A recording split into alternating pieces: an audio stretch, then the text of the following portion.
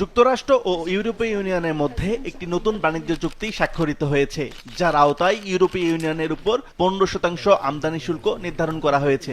এটি পূর্ব ঘোষিত 30% শুল্কের তুলনায় অনেক কম। ফলে একটি সম্ভাব্য বাণিজ্য যুদ্ধ এড়ানো সম্ভব হয়েছে বলে মনে করছেন বিশ্লেষকরা।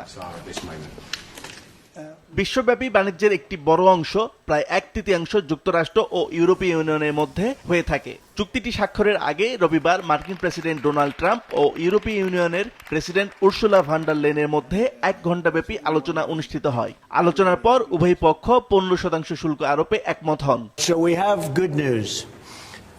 We've reached a deal. It's a good deal for everybody, I believe. Trump বৈঠক শেষে এই চুক্তিকে এখন পর্যন্ত সবচেয়ে বড় বাণিজ্য চুক্তি বলে মন্তব্য করেন। তিনি জানান, ইউরোপীয় ইউনিয়ন যুক্তরাষ্ট্রে প্রায় $600 বিলিয়ন বিনিয়োগ করবে এবং যুক্তরাষ্ট্র থেকে জ্বালানি ও সামরিক সরঞ্জাম ক্রয়েরও পরিমাণ উল্লেখযোগ্যভাবে বাড়াবে। $750 billion worth of energy. They are going to agree to invest into the United States $600 billion. Trump আরও জানান, এই চুক্তির পরিমাণ সম্প্রতি জাপানের সঙ্গে হওয়া $550 বিলিয়ন চুক্তির চেয়েও বেশি। তার মতে, দীর্ঘদিন ধরে যুক্তরাষ্ট্রে রপ্তানিকারকদের সঙ্গে যে বৈষম্যমূলক আচরণ হচ্ছিল, এই চুক্তির মাধ্যমে তার অবসান ঘটবে। This is bigger than any other deal.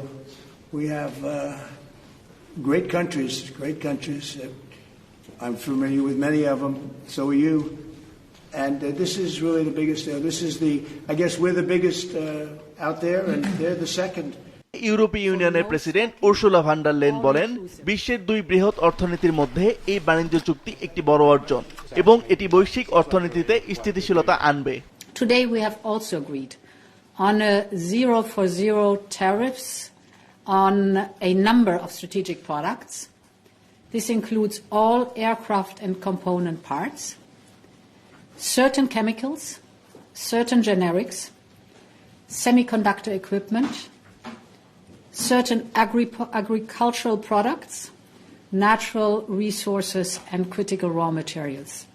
এদিকে এই চুক্তিকে একটি ইতিবাচক পদক্ষেপ হিসেবে আখ্যা দিয়েছেন ইতালির প্রধানমন্ত্রী জর্জিয়া মেলোনি। আসিফ আল আমিন, মাছরাঙা নিউজ ডেস্ক।